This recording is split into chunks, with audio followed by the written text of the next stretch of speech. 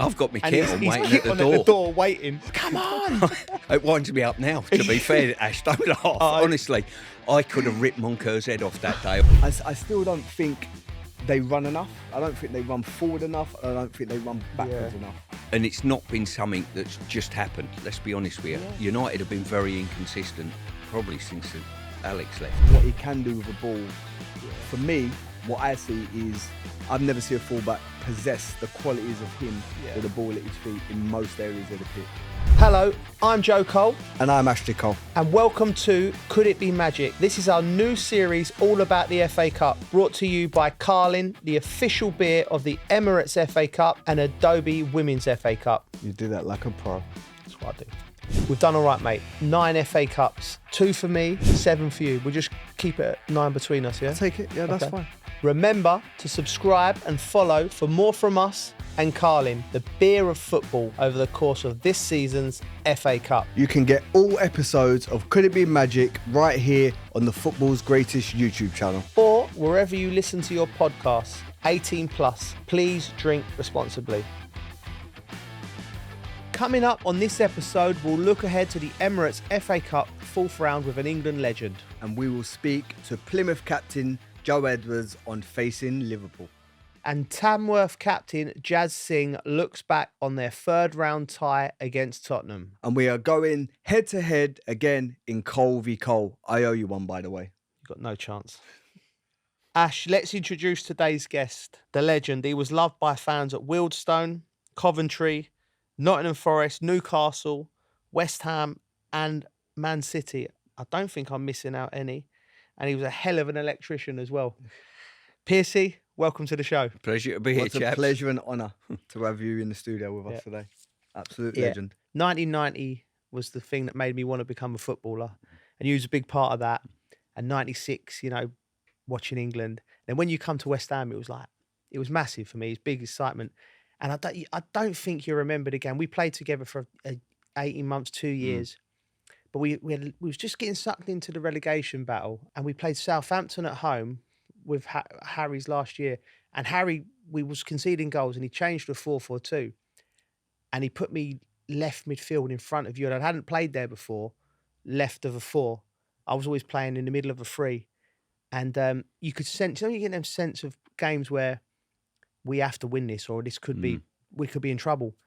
And you and Piercy, you come up to us and you was like, just listen to me. We have to get a result. It's the first time in my footballing career I thought I need to be dogged today. And you talked me through the game. I could hear your voice. Left, show him there. No, da da da.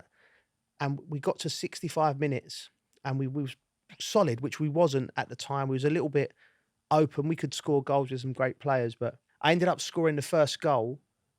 We won. I think we won 3-0, and it sort of kept us up. But I reckon that 90 minutes of football, I learned more than I did in the last 2 years. So vital. That's when I've appreciated how important it was to have senior players helping younger players. And then in the back end of my career, I remembered that. And then when I worked with like James Maddison or Jack Grealish, I tried to help them a little bit. Yeah. With knowledge. Like, you don't remember the game? I remember the game. Yeah. The game that's how the game should evolve. Schoolmasters that pass on the messages about how you conduct yourself, how you play certain games, all of those type of things should be happening regularly. For me, it was brilliant. I had young legs in front of me. Yeah. So you were helping me out. Yeah. And I would help.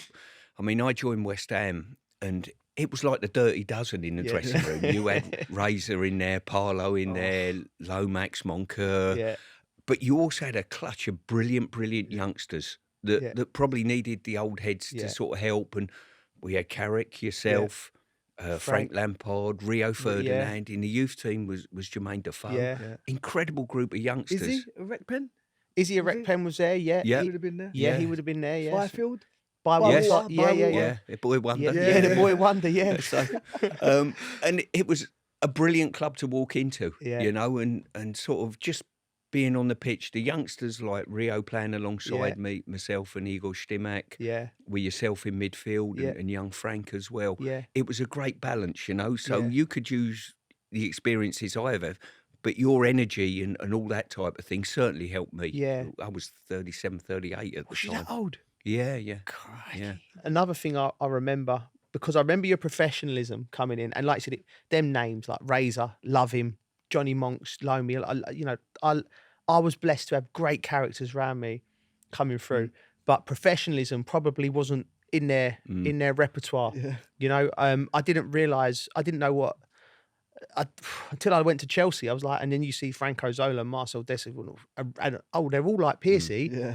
not like you know what I mean. Like, Yeah. so I weren't a one-off then. no, you you know, weren't a that's one-off. how it should be. Yeah. Piercy was. You were so stringent in your warm-up. I remember we was playing a game. The only time I've ever seen you lose your rag, Johnny Monks or Bywater, and I think you thought it was me. He used to have your egg timer to know what you was. So you warm up. You was like stretching. And then whatever you were doing, you wrote like so it built up to when you was going out to warm up. But every time he turned his back, someone pushed his egg timer forward 2 minutes. So he thinks it's like 25 past 2. We're about to go out for warm up, but it's like 1:45. I've got my and kit on he's waiting kit at the on door. At the door waiting. Hey, come on! And then, it winds me up now, to be fair, Ash, don't laugh. Honestly, I could have ripped Monker's head off that day, or if I'd have had fingerprints on that egg time, who touched my head? Like, I was literally, I always felt as though when I started, because I was a non-leaguer, I always felt as though I had to be more professional than the rest, because they're more talented than me. Yeah. So everything was on the timer. So I get the change at 20 past 2, kicking the ball against the wall, stretching with a physio. Everything had a time and a place. And all of a sudden, I hear a bit of sniggering behind me. I'm just putting my kit on, ready to go out. And I'm half hour too quick because Monker or one of the boys has done it. And I've lost my head. And everyone's denying moving it. You know what I mean? Oh, dear. Oh, yeah. It was fun times. It was an education. Some of it was good. Some of it for me wasn't like the right thing, but I wouldn't change it for the world. I loved my time at West Ham and I loved it there. But it was great to play with. But you're synonymous with the FA Cup, 2 cup finals with Forest and 98 with Newcastle. So we've lost finals before. I mean, how tough was them days? We had good runs in the cup because working for Cloughie, we were sort of lightly raced physically at the start of the season, but he always said we'll get the benefit back end of the season. We used to do quite well in the cups. Yeah. Obviously, we had 2 semi-final defeats, and they were probably the worst 2. Really? You get into the final, you think, well, there is no more games after this. It was a big blow to lose games, but we lost, obviously, the Hillsborough disaster being one of them, and another game to Liverpool in consecutive years, which was a real blow, because we thought we were that close to sort of really delivering. And you've got to understand, Brian Clough had never won the FA Cup. He'd been back-to-back European Cup. He'd won the league. He'd won everything. Yeah. Never won the FA Cup. And we thought our generation of players would have been brilliant to deliver that to him. But the Cup, I've been fortunate enough to play from the qualifying rounds as a non-league player into the first round proper against league teams. So you knew what that was about. I remember playing away at Swindon, and Paul Rideout was the sort of... He played for England youth team and all that. He was the golden boy at Swindon who were playing in the league. And I remember him looking over at me when it got a little bit physical and saying, "Get back to your 9 to 5, son." And then 2 years later, he was on the bench at Villa and I'm in the Coventry starting lineup at Villa Park. And I thought, should I have a wander over and just remind him, hey, you can't get on the pitch now and I'm playing, you know. But no, keep your mouth shut, you know, your time will come. But I think the FA Cup is so exciting at whatever standard you play, whether you're a non-league player, which it was very exciting, or you're a pro. And we used to go in the car park in my day on a Monday morning, lunchtime, after training. All the players went in the car park and turned the radio on, listened to the draw. Used to be fantastic, so exciting. The third round was brilliant and everything you would want, you know, talking points. The Tamworth game, we're talking to Jas. Ashley and Tyler Young, that was an incredible story as well, playing against your son. We alluded to that. Yeah. Bangura Williams scored a fantastic goal. You know, there's so many things. But for me, Tamworth taking, the story of the round was Tamworth taking Spurs to extra time. And I think if they would have got the job done, if they would have put that chance away, that would have been certainly in the top 5 FA Cup moments, where you think where Tottenham are. What was your favourite moment? I watched the game. Coley? I enjoyed the game. I enjoyed the way Tamworth frustrated Tottenham. Yeah. You saw the way the ball rolled on the pitch is just different. Yeah. I knew it was going to happen from the minute the players were walking from the coach to the tunnel and they're getting abused and, they're really, really close. So I knew that atmosphere was building. And then, it was just a matter of time before Tottenham scored. But I enjoyed it for the first 60, 70 minutes. I felt Tamworth held their own, showed glimpses on the counter-attack that they could hurt Tottenham. A few outrageous skills. Maybe we'll come on to that. And just a little bit disappointed that I knew it. As soon as Tottenham got one, they'll continue to just, open the gates and continue to score goals. But I enjoyed the Tamworth performance. I think they showed a real heart and desire and showed a lot of pride wearing that Tamworth shirt. So that was my favourite highlight. Yeah. Pearcey, what did you like about the third round? It's got to be the Tamworth one because of my non-league background. I know the excitement that's generated around a non-league team to take on not just a league team. We're talking about Tottenham Hotspurs coming to town. The excitement that generates. So for me, it's got to be that one. So we spoke to Tamworth captain Jas Singh in the last episode. They did so well that we thought we had to get him back on. Jas, how are you, mate? Not too bad. Just still a bit sore from going out. Yeah, mate. Listen, it was incredible. First of all, congratulations to you and your missus on the birth of your first baby. Thank you, I appreciate it. Am I right in saying that was the night before the game? Yeah. She had to go in for an emergency C-section day before, so it was a bit of a surreal moment. 15 days early, so Mate, but listen, mum and baby are okay? Yeah. Here now in the living room with me, so that's all good. Fantastic, mate. And listen, what a day it was. What did you make of it? Just surreal, really. We knew we went for breakfast. We knew there was a bit of there was a spark in the air, and I'm sure you guys have played in big games and felt that energy once you get to the ground. And perfect example is we had a game Saturday, and I come out from a warm-up, and usually an hour before kickoff, and there was about 10 people there, but at the Spurs game, I think the ground was almost full already.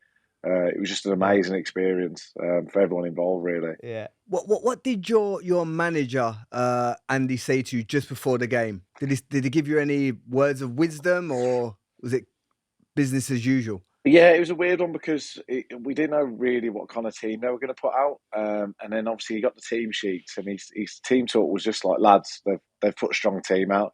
So you don't need much motivation. You boys know what you can do. Just put a good, solid performance in of what you normally do at home, and then just see where that takes us. The game. I'll tell you a little story about the game. As a typical Chelsea man, me and my son, we wasn't watching the game. We was out somewhere, and he's got the updates on his phone, and he's gone, Dad, Tamworth have taken Tottenham extra time. We've got to go home and watch it. So literally, we dropped everything, rushed home to watch it the extra time. You had an incredible opportunity. You made 3 or 4 top saves. What was your favourite one? I think the one-on-one with Werner. I think I didn't really understand what it meant in the game, but then when I watched it back and hear the commentary say he's won the Champions League, he's won the World Cup, and I've made a one-on-one save with him. It's just stuff like that is mad for a non-league part-time player. Absolutely, mate. Absolutely. And listen, was the game delayed at one point due to the fans, wasn't it? Was it the fans or the net or something? The net, yeah. I know it sounds stupid, but there was a hole in the net.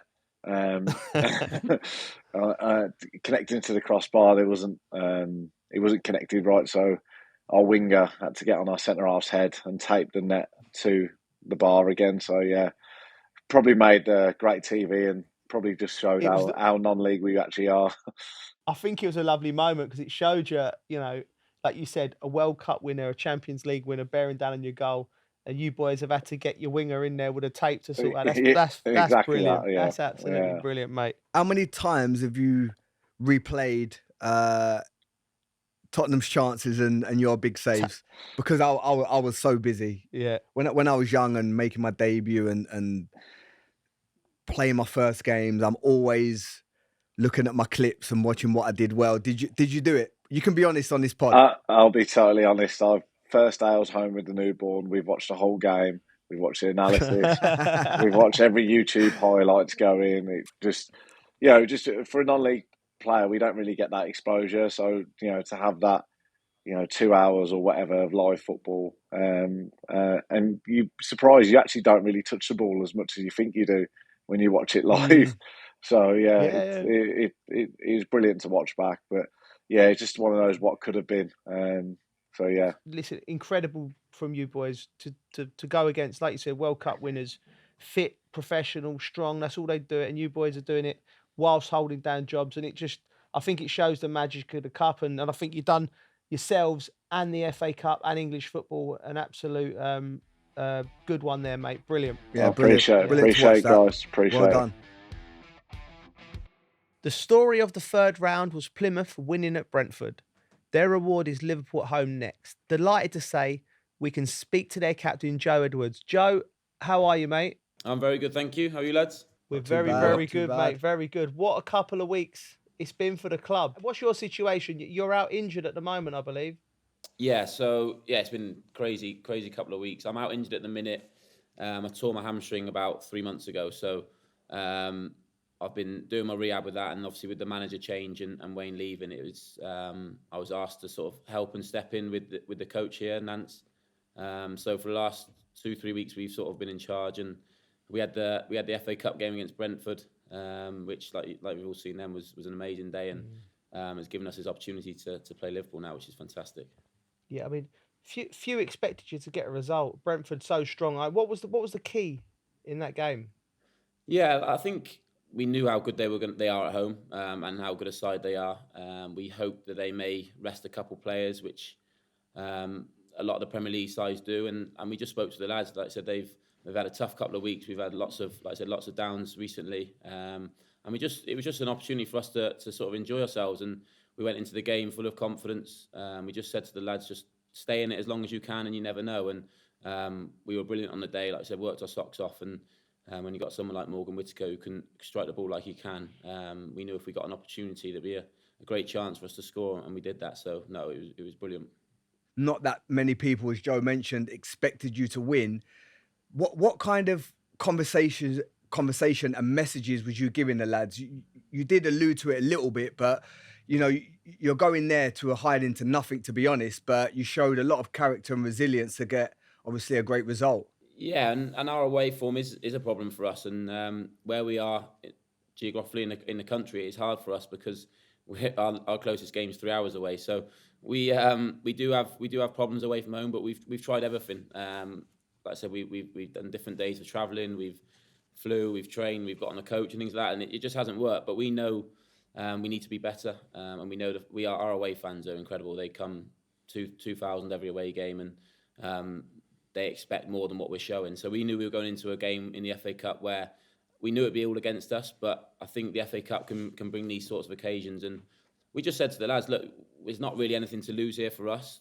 The best you can do is give the best version of yourself and give 100%, and you never know where it takes you. We hope they have an off day slightly, and we play to our maximum, and you never know. And I think the big message was staying in the game. We didn't want to go and be 1-0 down after 10 minutes and it becomes maybe an easier game for Brentford. But we knew the longer we were in the game, the more that we'd grow in confidence. And like I said, we just needed one opportunity to take, and thankfully Morgan did that. And then we defended for our lives after that, which was fantastic to see. Joe, can I ask you about the new gaffer, Miran Muslic? I hope I'm pronouncing it right. Yeah. He gave a speech after the Brentford win, and it went viral. The club posted it on social. What has he brought to the group since he arrived? Yeah, and that speech sort of is him. He's a very intense guy who knows what he wants, but he's also come in and he just wants clarity for everyone. He wants to simplify things until we get into a position where we can be confident going into games and start getting some results. It hasn't kick-started necessarily straight away, but he's a really good guy, and he wants us to almost go back to basics and become that team that are horrible to play against. So I believe his staff will be coming in with him in hopefully the next few days, which will give us another lift. And I think soon we'll see the ideas that he wants to come across. And like he mentioned in that speech, he wants to be horrible to play against. He wants to teams to not want to come and play against us, and that's what we need to get some results to get out of the situation we're in. So I'm looking forward to working with him, and like I said, those speeches are very motivating, so I think you can get the players on side, and hopefully we can get out of the situation we're in. Nice. You've got Liverpool next. What was your reaction when obviously it came out? Yeah, so I was obviously really excited, but it's a little bittersweet for me because I'm not sure if I'm going to be fit. I'm not sure if I'll be part of the staff. Do you know what I mean? He'll have his own people in, so I'm sort of in between at the minute. But for the club itself, it's an amazing fixture. We've had a few really good FA Cup games in the last few years. We had one away at Chelsea, which we took them to extra time, which was brilliant. They've played Liverpool previously, which was an amazing occasion away, and then got a draw and got the replay. So we know what these sorts of games can do for the club, which is amazing. But we also know it's an opportunity, like we had against Brentford, to maybe lift the pressure off the lads a little bit. Where when you are down in a fight, which we're in at the minute, it can be tough mentally. So I think having this as a good distraction will be amazing. We've got some massive games beforehand, which we need to really concentrate on. But leading up to the Liverpool game, there's going to be a real buzz about the place, which I think can really drive us on. And listen, they're the best team in England right now, and it's a fantastic opportunity for us to put ourselves against them. And like I said, I'll be doing everything I can to be involved at some point if I can, or whatever it is, because like I said, it should be a special occasion. The crowd's going to be massive. The magic of the cup, like you said, Liverpool, the best side in the country at the moment. You're gonna need the crowd as the equaliser down at home park. They're going to have to be right up for it and driving you on, aren't they? They are, yeah, and it's a fantastic place to play when they are like that. And our home form over the last 2-3 years has got us to where we are at the minute, which is back in the Championship where we feel we belong. So we know how big they are for us, and the good thing about us, like I mentioned previously before we came on, that we've been sold out for the last 2-3 years. So we know it's going to be packed full of Argyle fans. It's not going to be packed full of people who live in Plymouth who want to come and see Liverpool. We know it's going to be fully Argyle behind us, and like I said, hopefully we can put on a performance which really makes them proud. And listen, it's the FA Cup, so you never know. Exactly, mate. Listen, thanks for chatting to us. Good luck with your rehab. Good luck with whichever way you go, whether you carry on playing, you go into the coaching, whatever you want to do. And good luck to all the lads down there. Thank you very much. Cheers, guys. Good luck, Joe. Good luck, mate. Cheers, Joe. What a game that's going to be. Like, for Plymouth, who are having such a bad time, Piercy, they that's going to lift the club, innit? Do you remember ever being in a situation where you a big FA Cup, but Coley, you played always at the top clubs, but I remember at West Ham getting Manchester United once, and it lifting us. We were still in the Premier League, so then Plymouth boys are going to be right. They're going to be right up for this, aren't they? Yeah, I actually don't know what you think, Stuart. Would they fancy their chances? Even though it is against Liverpool, I understand, but I've watched Plymouth a lot, and at home, as you mentioned, the home park crowd are lively. They will get behind the boys. The season's not going well in the Championship at the moment. This could be a new focus, a new lease of life. They could find some sort of energy. The crowd will push. So I don't think it's going to be an easy game for Liverpool, to be honest. No, it certainly won't be. I mean, Liverpool look all conquering at the moment, it's fair to say. But I think what it will do, it will give the city a big lift. Yeah. They'll have something to look forward to, and it will take the pressure off. I mean, Yeah. the grind of being at the bottom of the table, or certainly near the bottom of the table, week in, week out, all of a sudden, that pressure's lifted. This is something to look forward to. They're not expected to win, so anything's a bonus. It'll be a great game, great occasion. Yeah. When you flip it on like for what it means for Plymouth and for Liverpool, Arne Slot's probably looking at going, well, first of all, he's probably gone, where's Plymouth? Yeah. And someone's gone, see that right down there, right there, Train right at the bottom. played. They're thinking, when you're starting to compete, like Europe's restarting again, and they're in every competition, and they got, we remember our time when you're going, and it's the worst game for them, really, isn't it? Plymouth away. Does he rest them? Does he go? Because I remember Coley at Chelsea, when for many, many years, it was like, we was usually in the competitions till late. It's just every 3 days, every 4 days, big game. And there's no easy games because you are the champions or, champions elect coming to town, and everyone's at it. It mentally drains you a little bit, doesn't it? You're fighting on 4 fronts. So Premier League, Champions League, FA Cup, Carabao Cup. Yeah. It's a grind. Yeah. And I remember being Chelsea, I think it was 2007, where we was, online to compete on all 4 fronts. And, week after week, because they come so close, the games are so close, You went out of the Carabao Cup. Yeah.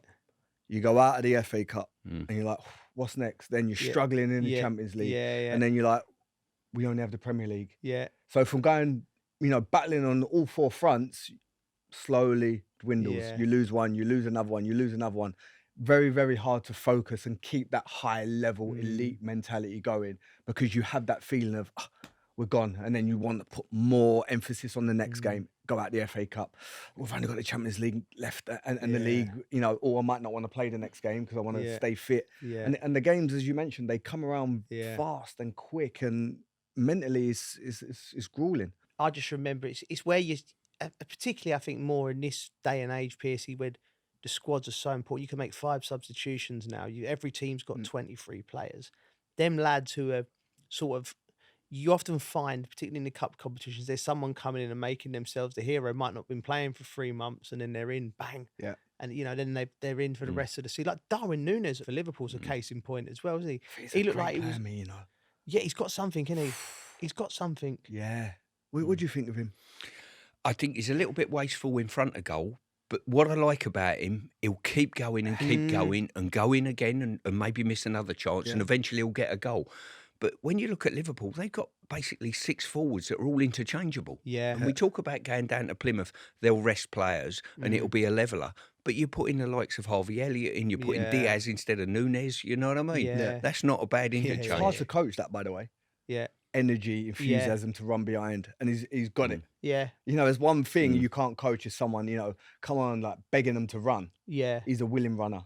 Yeah. And he's getting the opportunities, he's getting in positions to take shots at goal. Yeah. But, that little bit of calmness to be the high level elite striker, you go, a little bit of calm in front of goal. I think he's a top player. I can't have 2 of England's finest fullbacks on here without talking about, arguably England's finest fullback of the last 10 years. Trent, he's been linked with Real Madrid. I think he's a wonderful footballer. I'm sure you both agree. I mean, first of all, what do you make of that for him and for Liverpool? Look, I have my opinion. I think he's definitely got maybe bad press from external noise that's written in the paper. I know some people might say, well, is his fault because it's his agent or whatever.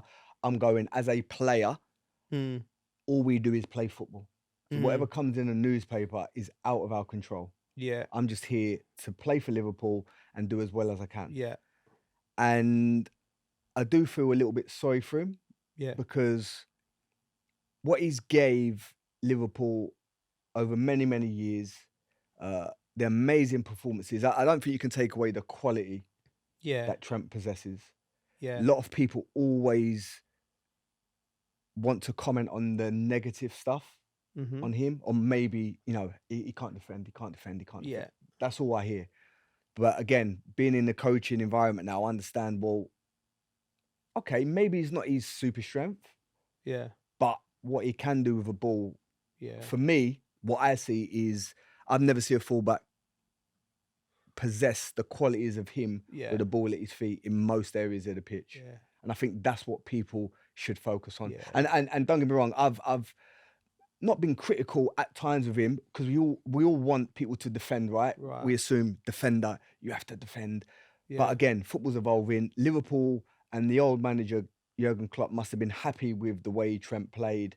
And I just felt, I think he's a little bit hard done by at the moment.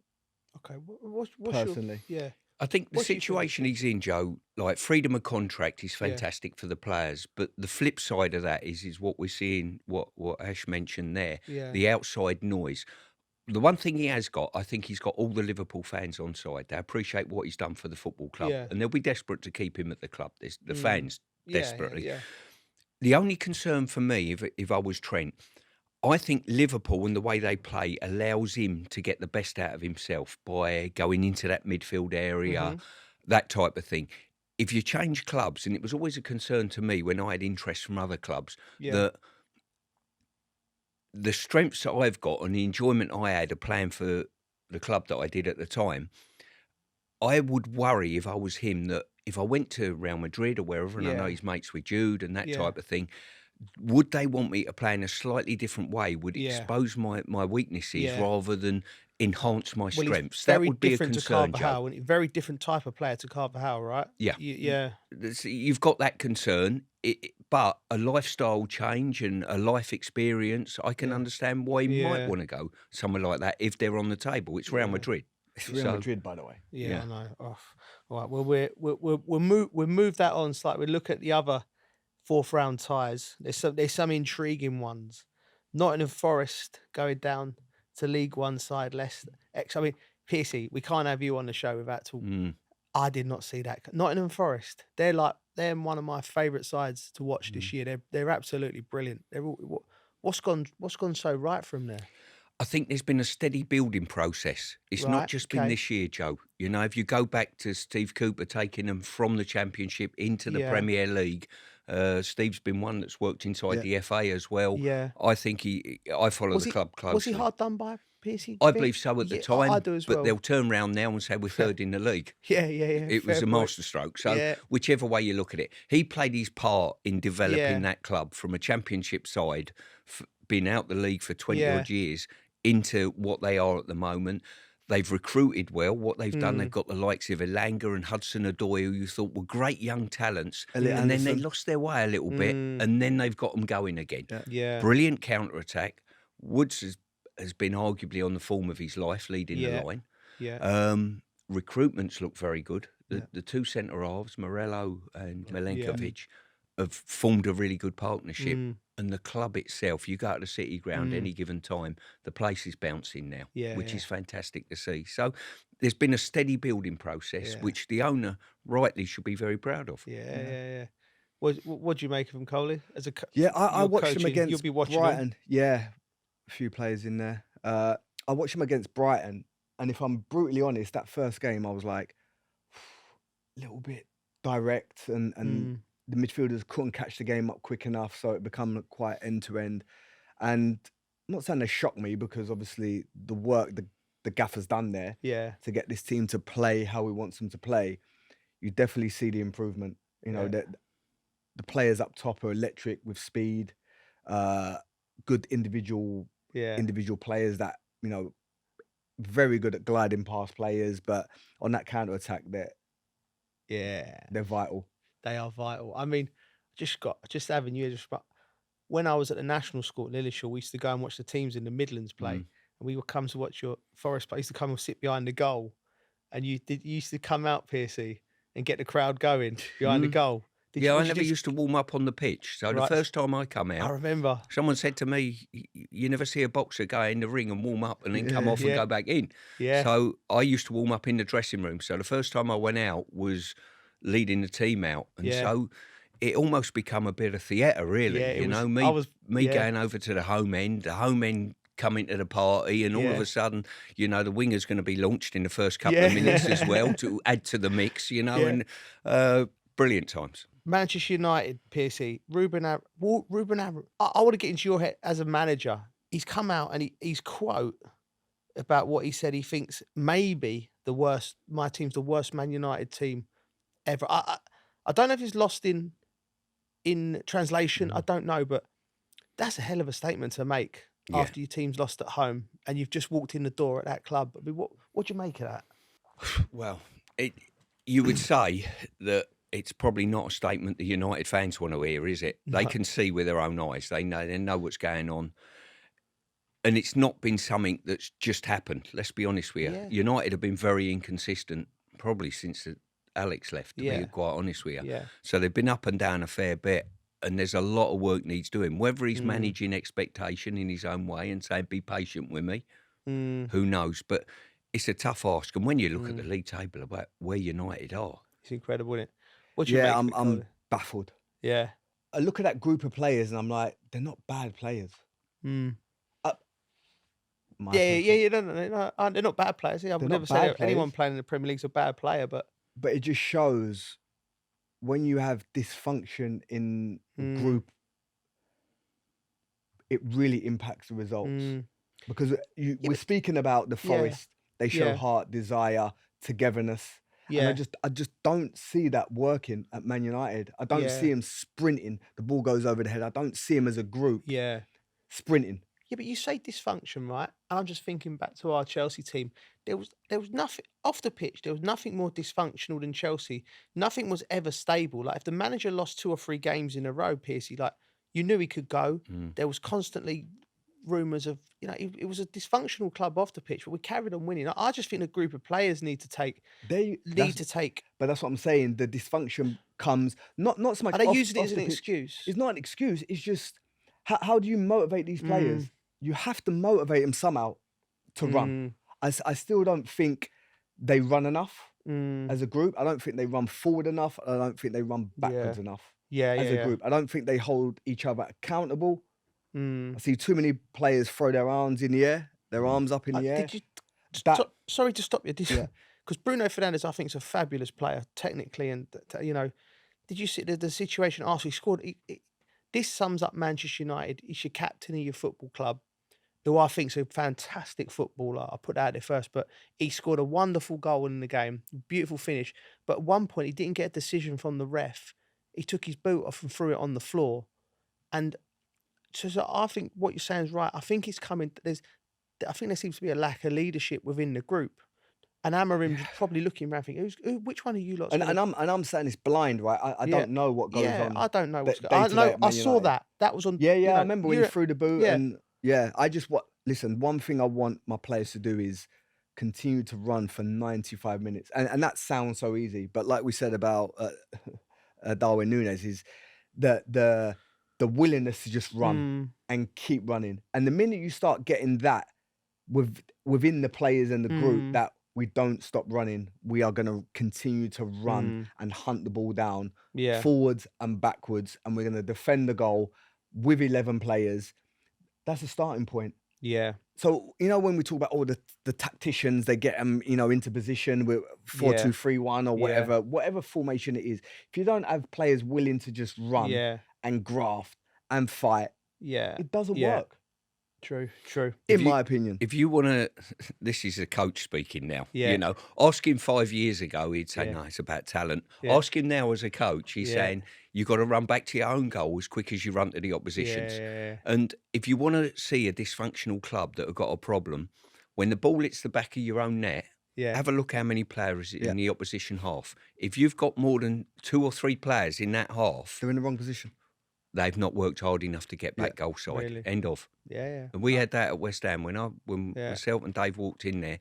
We were conceding goals, and you looked, and there's 4 players still in the opposite half. You got no chance. And the reason that is like, imagine we regain the ball. Yeah. And our centre backs have got the ball. Yeah. Where's the next connection? Yeah. Who are we going to pass to if the 4 lazy ones are up top, still over the halfway line? Can't connect the game. Yeah. So it becomes bitty and it becomes end to end. No. Yeah. Control the game. Control. Move. Yeah.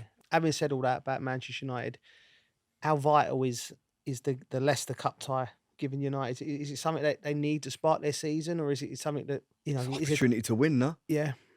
They've got every chance. I mean, when you consider Arsenal are at the FA Cup, there's a few head-to-head Premier League ties as well. So you're going to lose a few Premier League teams. They've got an opportunity to knock a Premier League team out who are probably on the worst form of any team in the league, Leicester, at the moment. So it's a brilliant tie for United to rekindle that. And over my time, United have been synonymous with the FA Cup, as a player and beyond. And it's their one opportunity to bring some light to the Old Trafford. Leyton Orient v Manchester City. Good game for both. I think Orient as well, welcoming Manchester City to town. Yeah. They're doing quite well in League One, Orient. I think they're about 8th at the moment. So it won't be an easy place for City to come. If he's resting and changing players, could be a dangerous thing to do. But another brilliant game in the Cup. Yeah. Richie Wellings at Leyton Orient with Paul Terry, JT's brother, and Alan McCormack doing a great job. But at Man City, I think that's the most surprising thing of the season. Even more surprising than Nottingham Forest, how far they've fallen from it. I'm looking at it last year and thinking, how is anyone going to catch this team? Rodri's injury. Rodri got injured and won the Ballon d'Or because that's how many games they've lost. People go, what's going on here? This guy's... Do you know what I mean? They lost some vital players at vital moments, didn't they? Here's an interesting one for you. Because of the success and the level of success they've had playing the way they do, Yeah. all of a sudden I'm watching a team that are playing such a high back line Yeah. and ceding so much space behind that teams are exploiting it. Mm. And it was almost as though this is what we've always done. We've had success and we're not going to change it. And they kept doing that. And other teams are looking and thinking, you know what? We're going to pop the ball in behind you and run. And then Walker's not playing, that security, that little bit of pace. And all of a sudden they look very vulnerable doing it. And I don't know whether that's just because Pep's had so much success. He sort of said to himself, well, why should I change? Yeah. I'm the best there's ever been.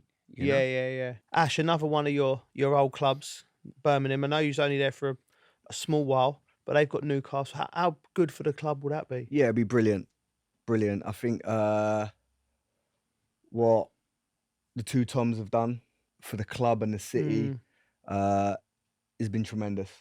Obviously, Tom Brady, Tom Wagner. Can I ask you about Tom Brady? Quick? Was he involved a lot with the club? Was he hands on? Because I would, he was. Yeah. He was in a lot of the kind of tech meetings. You know, we had to report back to him. He was on Zooms with us. You know, so yeah, I think he wasn't just putting money in. No. He's He's definitely invested. Really, mentally, yeah. Which is great, right? Has he always loved football, or is he? That I'm not too sure. I'm not too sure on that. But no, mentally invested, wants the best for the club, wants the best for the city, and I mean that. Yeah. The two Toms want the city to thrive and be better, and they do want to challenge Aston Villa, of course. But step by step, he took over. Of course, appointed Wayne, and then we had Tony Mowbray, Gary Rowett, and now obviously Chris Davies has gone in there and done a fantastic job. Brilliant coach. So you had 3 managers in your time there? Yeah. Wow. Yeah. Yeah. Okay. To see the club go from where it was to where it is now, yes, in League One, but doing well in League One, as I just mentioned, very good manager. They've backed him with money and players. The lads there was unbelievable when I was there, and shout out to the sporting director, Guards, good friend of mine, and still had a great relationship with him, and looking forward to this game. Newcastle. Yeah. The crowd will be electric. Yeah. And hopefully, they can win. Carling, as the beer of football, is all about bringing mates together. We know how friends love to get one over each other, especially with a quiz. So me and Ash are going to play Cole versus Cole, a bit of FA Cup trivia brought to you by Carling. We're going to put 10 balls numbered 1 to 10 in this bag. We'll take it in turns to pick a ball out, and then Stuart will ask us the question that matches the number on the ball. It's completely random, so some will be easy and some questions will be much harder. We'll get 5 questions, and whoever answers the most correctly wins. If we're level at the end, then Pearcey will ask us a tiebreaker. All right, you ready? Yeah, go on then. All right, heads or tails, Coley? Heads. 1-0. Yeah, He's dropped it. Yeah, 1-0. It was heads though. Listen, heads. I could cheat. I wouldn't do Heads. that. I'm up. Get yourself in. Shake it round. Pearcey's like Bob Number Holness 4. there. Question 4. Let me just go down. In 1995, Manchester United released their FA Cup final chance. song. We're going to do it again. What was the name of the rapper who featured on that? Was it A, Baller, B, Striker, or C, Techers? What was the name of the rapper that featured on Manchester Whoever United? he was, he didn't kick on in the rap game, So did it he? was Baller, Techers, Striker or Striker. Techers? Oh, 1995. I know where I'm going. Yeah. Yeah, I know what I think. I'm actually going to go Baller. Striker. I would have gone striker. No, you wouldn't. Yeah, I would have. No, I would have done 100%. 1-0 Cole. All right, here we go. Right, I'll go. Yeah. All right, here we go. Number 3. Number 3.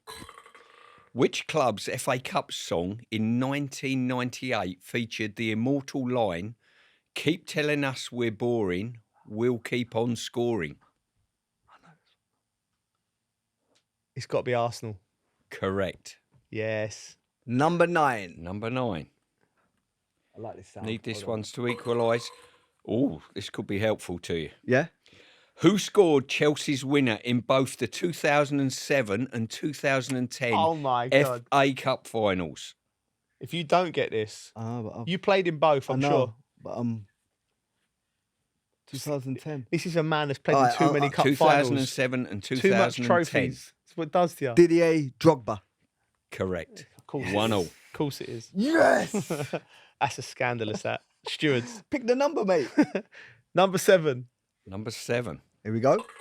Who was the first goalkeeper to save a penalty in the FA Cup final? Ooh. There's no A, B's or C's with this, Piercy, right? No How's A, he B's getting or games C's. he's Nah. played in? I know this one. The first goalie to save a penalty in an FA Cup final. I know this one. You don't know this one. No chance. Oh, come on. It's easy. It's easy. Are we allowed to pass it over? No. No. Penalty in a cup final.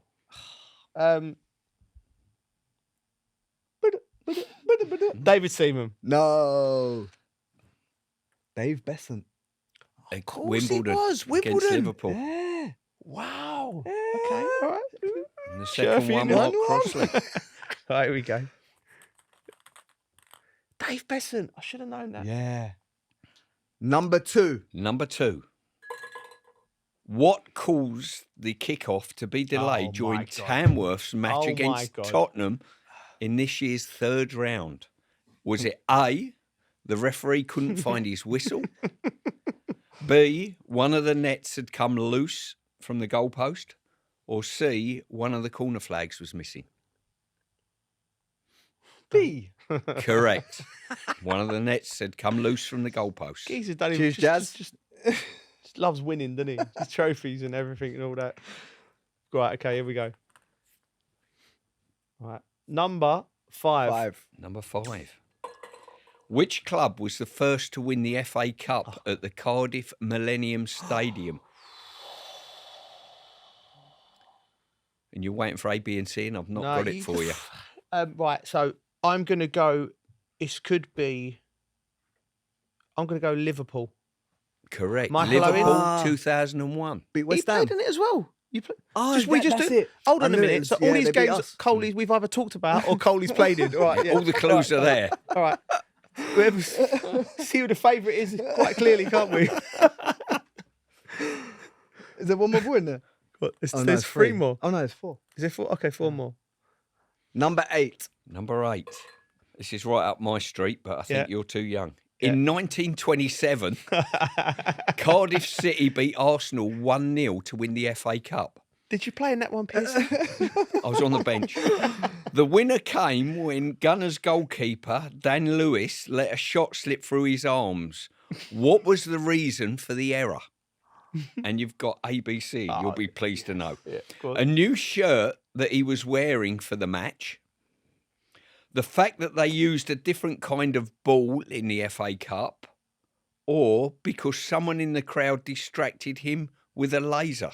A laser? Can't be the laser, surely. Did they have lasers back then? I'm going to go, since Arteta spoke about it, I'm going to go a different ball. A new shirt that he was wearing for the match. He claimed that the wall was greasy and allowed the ball to slip past his grasp. Oh, he's one of them See, even deflectors. goalkeeper in 1920s was blaming making shirt. excuses, yeah. And his flat cap fell over his eyes as well. So. Yeah, his shirt. Yeah, bloody hell. Right, here we That's go. a hard one, that. That is hard. That is hard. I'll give you that. Number 6. Number 6, here we go. What was the unusual about Tottenham's shirts in the 1987 FA Cup final? What was unusual about Tottenham's shirt?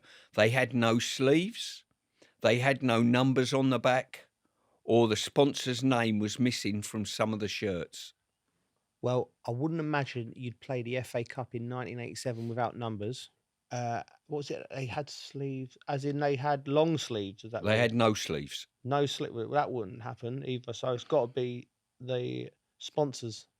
The sponsors, that is correct. The sponsor's name was missing from some of the shirts due to a Logic, mix-up. Coley. Well done. See? I actually thought it was A.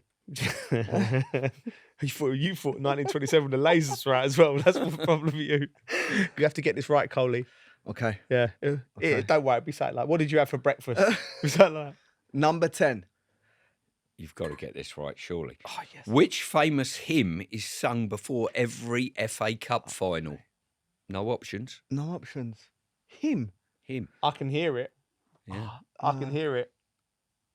Oh, It's a great tune. is it? Mm. I'm struggling. I'm struggling. What him? No, I'm out. Don't know it, Pierce. Abide with me. Abide with me. How's that go? What was that? I don't know that. You'll know it if you heard it. You'll know if you. Yeah. You can't ask me to sing live on the show. Right, I'll just to rub it in. Go I'm on gonna then, get this come one. on then. Number one. Come on, Number Piercy. one. Another one up my age group. Yeah. In what year was the first FA Cup final first held at Wembley? Ooh. 1923, 24 or 25? They had a big laser show before the kick-off as well. And they were rapping "Abide with Me." And it was also known as the White Horse Final, just for a little bit of background. Okay. There was so many people there, everyone come on the pitch, and a copper on a white horse had to clear the pitch. Right. Piercy, you were just giving out history lessons as well. That was I'll go 1925. 23. Okay. Well, Good game. After the shirt, mate. Well done, mate. Another well done. win. Well Another done, win. mate. Well done. Streep in the head. That's what you get here. I'm absolutely fuming. That's all from us for this episode. Piercy, thanks very much. Pleasure, Joe. And good luck to all the teams taking part in the fourth round. This has been Football's Greatest Could It Be Magic, brought to you by Carlin. The official beer of the Emirates FA Cup and the Adobe Women's FA Cup. We'll return with episode 4, looking ahead to the 5th round later this month. Remember to subscribe and follow the show, and we'll see you next time. 18 plus, please drink responsibly.